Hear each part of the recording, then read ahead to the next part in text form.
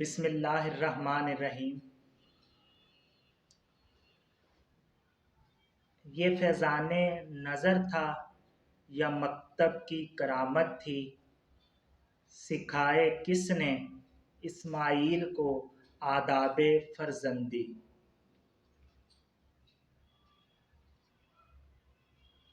तो अगर इस बात को, इस शेर को देखा जाए तो ये एक सवाल है, क्वेश्चन है कि सिखाए किसने।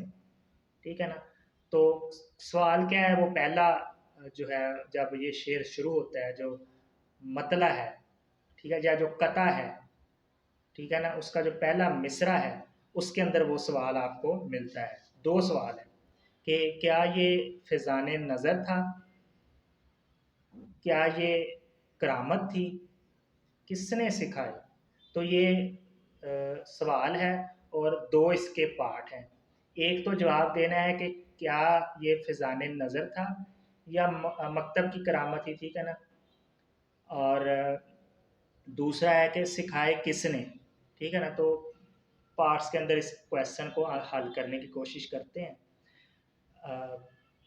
मैं इसका जवाब देने के लिए बड़ा ही मैं अपने आप को इस काबिल तो नहीं समझता, लेकिन सिर्फ इस वजह से लब कुशाई करूँगा कि शायद मेरे आकबत जो है, जो मेरी आखिरत जो है, वो किसी अच्छी बात की वजह से संवर जाए।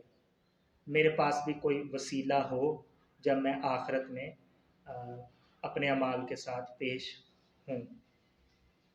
तो हर इंसान से उसके अमाल के बारे में पूछा जाएगा। मेरे पास तो कुछ अच्छे अमल नहीं हैं, तो मैं अल्लाह ताला से अपनी मगफ़िरत की भी और उम्मत मुहम्मदिया की मगफ़िरत की भी जो है वो दुआगो हूँ। तो इस सवाल का जो जवाब मेरे नज़दीक वो ये है कि ये ना फैज़ान नज़र था, ये फैज़ था, ठीक है। इसी वजह से आदाब फ़र्ज़ंदी जो है ना वो आए हैं, आते हैं और आते रहेंगे। ये फैज़ है। अब किस तरह मैं ये कह सकता हूँ ये फैज़ है, क्योंकि करामत जो होती है ना, करामत वो आपका एक आउटपुट है, ठीक है। आउटपुट को अगर हम डिवाइड करें कि क्या मीनिंग आउटपुट का, या आपकी जो है ना रिज़ल्ट होता है, वो करामत जो होती है, ये कह लें कि वो अब आपकी फैक्ट्री, आपने जो है ना मटेरियल लेके आए, अब जो प्रोडक्ट बाहर निकल रही है ना, आपने कोई भी प्रोडक्ट बना के सेल कर रहे हैं, जो आपकी प्रोडक्ट है ना वो आपका आउटपुट है, वो आपका रिजल्ट है, ठीक है ना। और जो मटेरियल आप लेके आ रहे हैं वो आपका, आपके ऊपर फैज़ है, ठीक है, वो मटेरियल फैज़ है। और जो प्रोडक्ट बन रही है, जो आउटपुट आ रहा है, जो रिजल्ट निकल रहा है, जिस तरह की भी आप बना रहे हैं, कोशिश कर रहे हैं, क्योंकि जिस तरह का फैज़ होगा उस तरह की आउटपुट भी आपको मिलेगी। तो फैज़ के अंदर कोई शक नहीं होता, सब फैज़ अच्छे हैं, सब आला हैं, सब बेहतर है, इसके अंदर कोई डिवीज़न नहीं है। कभी नूर के अंदर भी डिवीज़न होती है, कभी नहीं होती। तो ये सब अच्छे होते हैं। तो दुनिया की प्रोडक्ट तो गलत हो सकती है, फैज़ जो होता है वो करामत जो होती है, जो अल्लाह की रहमत हो, वो उसके ऊपर कोई डाउट नहीं है, कोई किसी किस्म का भी। ये हमारा ईमान होना चाहिए और है अल्हम्दुलिल्लाह। तो अब ये फैज़ था, ठीक है। उसका हम वापस आते हैं उस सवाल के ऊपर, वो क्या था, वो फैज़ है।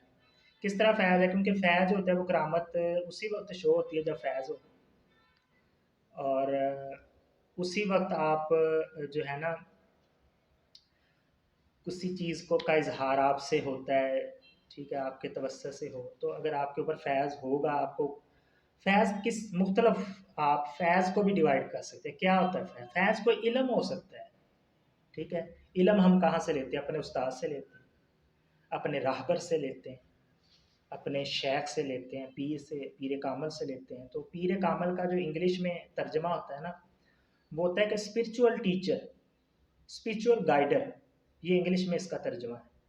तो अब इसकी उर्दू में ट्रांसलेशन करें तो हमें मफ़हूम समझ आए, क्योंकि अब जो पाकिस्तान के अंदर या जो है हमारा जो ये एरिया है ना, हिंदुस्तान, बांग्लादेश, श्रीलंका, जितना भी ये सब कॉन्टिनेंट है, यहाँ पर पीर का लफ्ज़ जो है ना वो इतना इतना इतना इस्तेमाल हुआ है कि इसको, इसके मानी जो हैं वो कहीं खो गए हैं।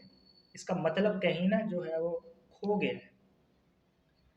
तो हम इंग्लिश में इसका पहले करेंगे तर्जुमा, फिर उसका उर्दू में करेंगे, फिर मेरा ख्याल है मायने वाज़ेह होंगे। तो वो कहते हैं स्पिरिचुअल गाइडर, स्पिरिचुअल टीचर। ये आपका रूहानी उस्ताद है, आपके रूहानी, आपकी इस्लाह करने वाले हैं, रूहानियत की में आपकी इस्लाह करने वाले हैं। अब फैज़ जो होता है वो इल्म भी होता है, इल्म के ज़रिए भी आपकी इस्लाह हो सकती है। अगर आपकी किसी ने इल्म के ज़रिए इस्लाह की है, उसने आपको फैज़ दिया है, ठीक है, ये भी फैज़ है।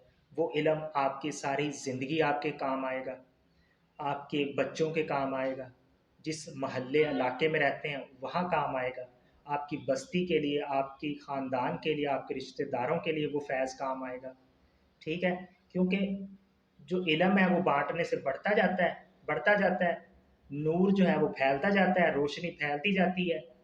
हवा के अंदर एक दफ़ा खुशबू आप छिड़क देना, उसने सारे कमरे में फैल जाना है, उसको कोई नहीं रोक सकता। इस कदर फैल जाएगी कि वो आगे निकल जाएगी, ठीक है। इसको कहते हैं डिफ्यूज़न। एक नुक्कड़ पे आपने कुछ पार्टिकल्स को छिड़क दिया है और पार्टिकल्स के अंदर हमेशा हरकत रहती है। ये साइंस बता रही है कि जब माइक्रोस्कोप के अंदर आप देखते हैं ना किसी भी जानदार को, उसके अंदर हरकत रहती है, पार्टिकल्स होते हैं छोटे छोटे, एटम्स, फिर मालिक्यूल्स, फिर सब मालिक्यूल्स, ठीक है। तो ये हरकत में रहते हैं। तो ये फैज़ जो होता है, ये नूर, ये भी हरकत में रहता है। और जब फैज़ होता है तो फिर करामत ज़ाहिर होती है। करामत क्या होती है? करामत आपकी वजह से किसी दूसरे को भी फैज़ पहुँच जाए, ये करामत है। किसी दूसरे की ज़िंदगी बदल जाए, उसकी इस्लाह हो जाए, वो गलत रास्ते से सही रास्ते पे चला जाए, वो अच्छा काम नहीं कर रहा था, आपने उसको उसके बिज़नेस में उसको हेल्प की, उसको बताया कि बिज़नेस ऐसे ना करो, बिज़नेस ऐसे करो, ठीक है? ये उसको आपने फैज़ दे दिया। जब आपने फैज़ दिया तो उसने उसको उसको जो समझ आई, उसका दिमाग जो है वो, उसका दिल जो है वो उसने सोचना शुरू किया, उसके ऊपर करामत का इज़हार शुरू हुआ। अब उसने जो मेहनत की उसको रिज़ल्ट मिला और वो रिज़ल्ट करामत है, ठीक है? वो आउटपुट है। तो अब फिर वापस आते हैं उसी शेर के ऊपर कि ये फैज़ाने नज़र था या मकतब की करामत थी, सिखाए किसने इस्माइल अलैहिस्सलाम को आदाब फ़र्ज़ंदी। ये ना एक इस्तारा के तौर पर हमें मिला है कि सिखाए किसने इस्माइल को आदाब फ़र्ज़ंदी। वो तो नबी हैं, पैगंबर हैं। इंसान का किसी नबी या पैगंबर से मुवाज़ना कभी भी नहीं होता, एक आम इंसान का, एक इंसान का, ठीक है? ये सिर्फ़ एक इस्तारे के तौर पर, बाकी लोगों को समझ आए कि किस तरह अगर आप अच्छे लोगों की, आप अगर किसी नबी, देखें ना नबी की जो है वो हर कौम में नबी आए और उनकी उस कौम में अच्छे लोग भी आए, बुरे भी आए। अब जिन-जिन कौमों पर अज़ाब आया, हर, तो कुरान शरीफ में हमें ये भी मिलता है कि सभी पर नहीं आया, कुछ लोग बचा भी लिए गए।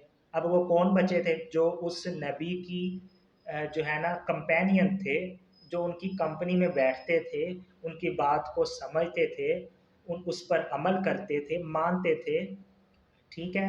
मनोअन तस्लीम करते थे, क्योंकि उस नबी ने कहा था कि अल्लाह एक है, तो उन लोगों ने भी मान लिया। तो अल्लाह ने फिर उनको जो है वो अपनी रहमत से, अपनी फ़ज़ल से उनको भी बचा लिया अज़ाब से। तो ये जो बात है ना कि सिखाए किसने इस्माइल को अदाब, ये एक इस्तारे के तौर पर इस्तेमाल हुआ है कि इंसान को ये बात समझ आनी चाहिए कि उसके ऊपर जो रहमत हो रही है, जो उसकी ज़िंदगी संवर रही है, जो उसकी बात के अंदर एक वज़न है, उसकी मिसाल जो है वो बाइस तस्लीम है, तो ये एक फ़ैज़ है।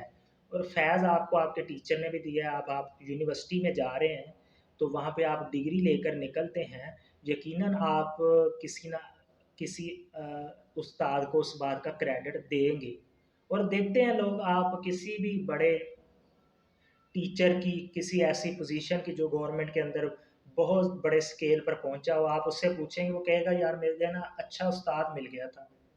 बस उसने मुझे हेल्प कर दी, मुझे सिखाया, मुझे ट्यूशन पढ़ाई, मुझे जो है ना वो बताया, सिखलाया, समझाया। उनका समझाने का अंदाज़ इस तरह था कि मुझे फ़ौरन समझ आ गई। उन्होंने इस तरह बताया कि जो है ना वो मेरे तबक जो है वो रोशन हुए और मुझे समझ आई बात की, और देखो मुझे कामयाबी मिल गई। ये मेरे उस्ताद का क्रेडिट है। तो उस उस्ताद ने उस शख्स को, उस शागिर्द को क्या दिया? फैज़ दिया। और उस फैज़ से फिर वो शख्स कहाँ पर पहुँच गया? वो बड़े गवर्नमेंट के जो है ना वो बहुत ज़्यादा बड़ा एक इंसान बन गया, तरक्की कर ली उसने। अब जो उसकी तरक्की थी, जो वो बड़ा इंसान बना, वो करामत है। उस फैज़ से वो करामत ज़ाहिर हुई, और ये फ़िज़ान नज़र था।